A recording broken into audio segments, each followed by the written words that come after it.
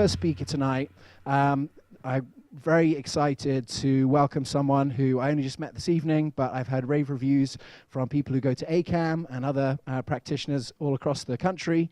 And so I'd like to welcome to do his talk, Dr. Michael Schachter.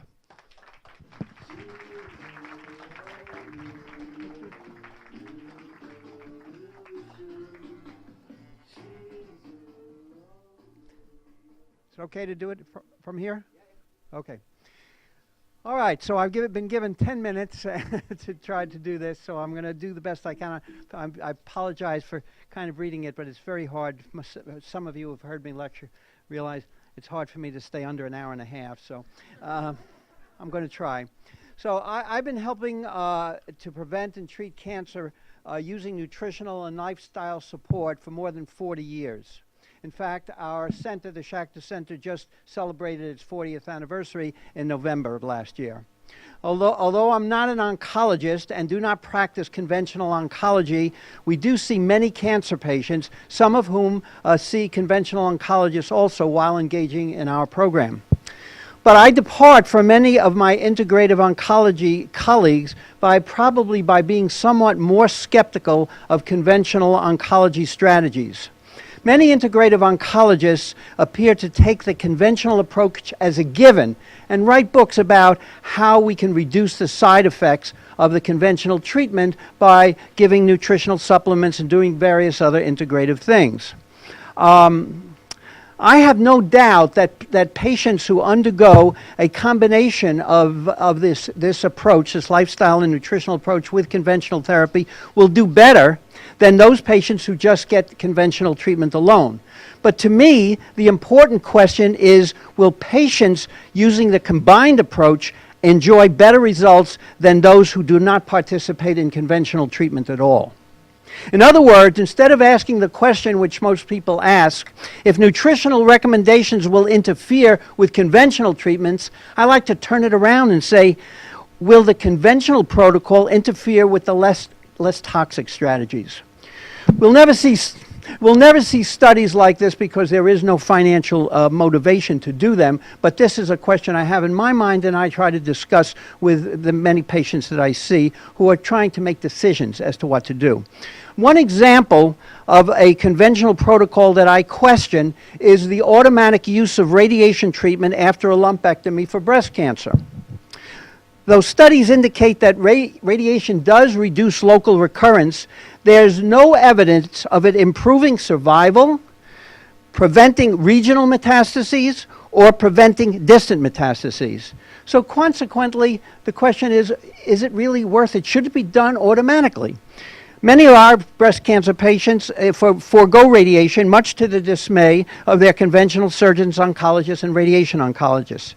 To me, such a decision is quite reasonable considering the possible negative effects of radiation therapy and the very limited positive effects. Now, two of the questions which haunt me, and I'm sure haunt many of you, are, what causes cancer? And two, why do we have such an epidemic of it now? And I'm going to try to answer these big questions in the next couple of minutes. The answer to the first question was offered by Otto Warburg, MD, PhD, about 90 years ago. And he showed that the metabolism of cancer cells is fundamentally different from that of normal cells. He showed that cancer cells create ATP energy molecules without using oxygen, while normal human cells do use oxygen. So normal cells are aerobic, while cancer cells are anaerobic. So what does this mean? If we take an ideal situation and use it as a paradigm, with aerobic metabolism, one molecule of glucose produces 38 ATP energy molecules, while anaerobic metabolism produces only 2 molecules from a single glucose molecule. This means that cancer cells require approximately 20 times more energy, more glucose or more sugar molecules than a normal cell to produce the same amount of energy from a glucose. So is it any wonder that we say sugar feeds cancer and cancer has such a voracious appetite for sugar? The metabolic difference serves as a basis for the PET scan, which is done by, most of you know about, which is done by injecting radioactive glucose into the patient. Because glucose accumulates in cancerous tissue, the imaging PET scans clearly show cancerous activity most of the time.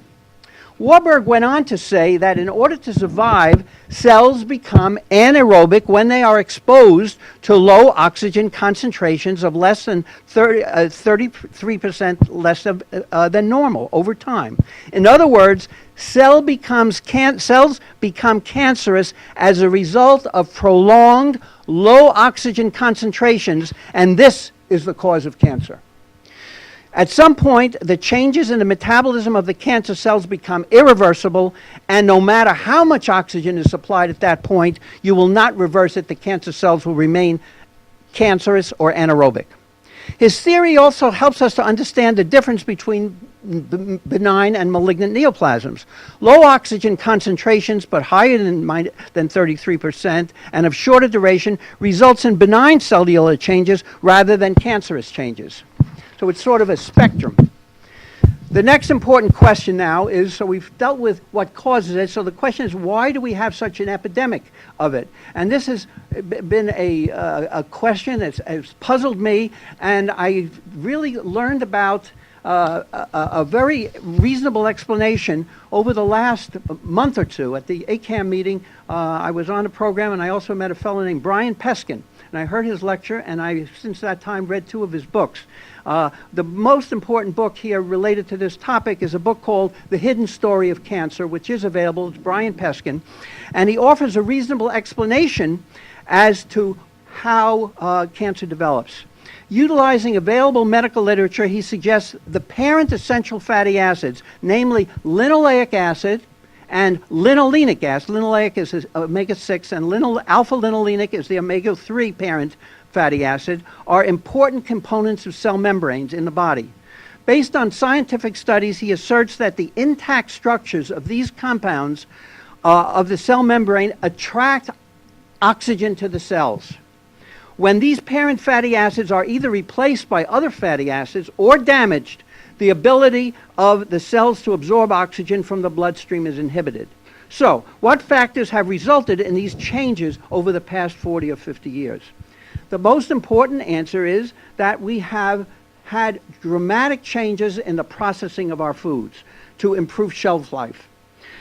This has resulted in the production of damaged or adulterated fatty acids. Most of you know about it as trans fatty acids or hydrogenated, but there are many other things that are used, some of which you don't even know the names of, that they are using to increase the shelf life, but they are damaging the fatty acids. So when these replace the essential fatty acids in the cell membrane, you have these adulterated fatty acids. This greatly reduces oxygen to the cells, thus leading to the conversion of cells to anaerobic or cancerous cells. Peskin asserts that we are not suffering from, this is something else that most of the nutritionists and most people say, oh, well, we're really overloaded with omega-6. Peskin is the first one that I've said makes the point we are not overloaded with omega-6, we are overloaded with adulterated omega-6, and that's a crucial point. Various chemicals, pesticides, toxic minerals, and many other factors can also damage the fatty acids and produce adulterated fatty acids.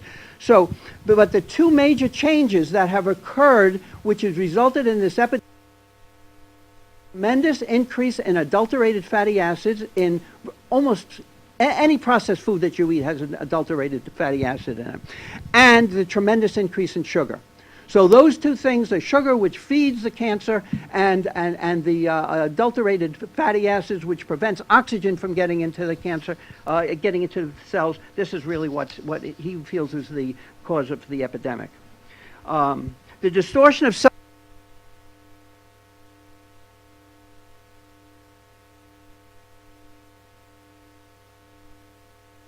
only reduction in order to get the cancerous cells. It doesn't happen overnight. This happens over. Some of these cells are in our body for 10, 15 years before they become, frankly, cancerous and before a diagnosis can be made. So anything that results in the replacement of these parent oils by either adulterated appropriate oils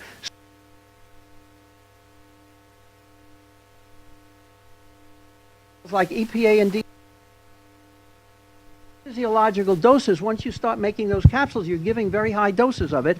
And when they go into the cell membranes, they distort the cell membranes also and can reduce the oxygen concentration to the cells.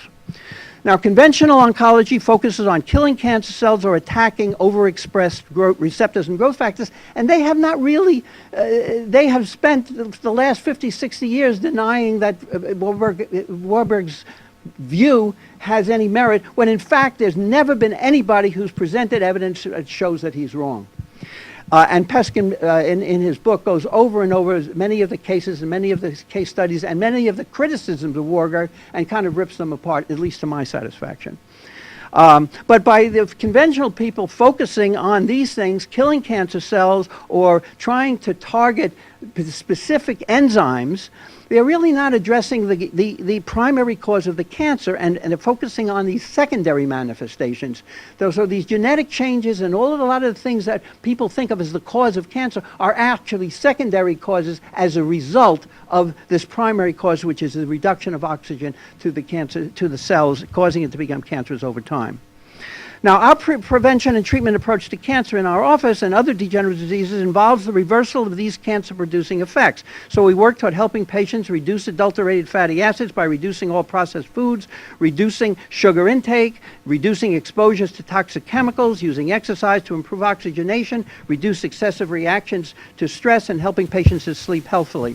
In addition, we to helping patients change their eating habits and strategies involving supplements that are relatively non-toxic. One of the past 2 years is a strategy using substances called salvestrols. During the past 30 years, study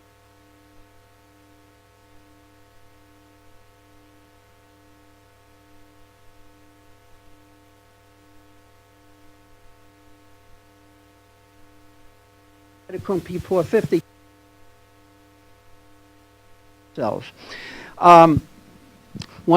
So that is what is unusual about it. It's found in cancer.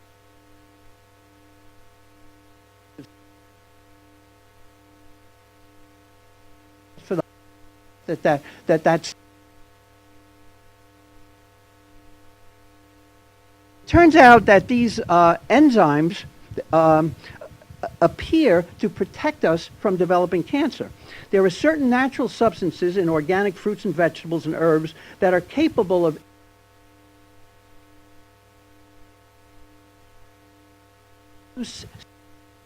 cell death or apoptosis in cancer cells without any negative effects on normal cells. These natural substances are designated salvestrols, and they seem to help us resist the development of cancer and may play a role in killing cancer cells in those who are already afflicted.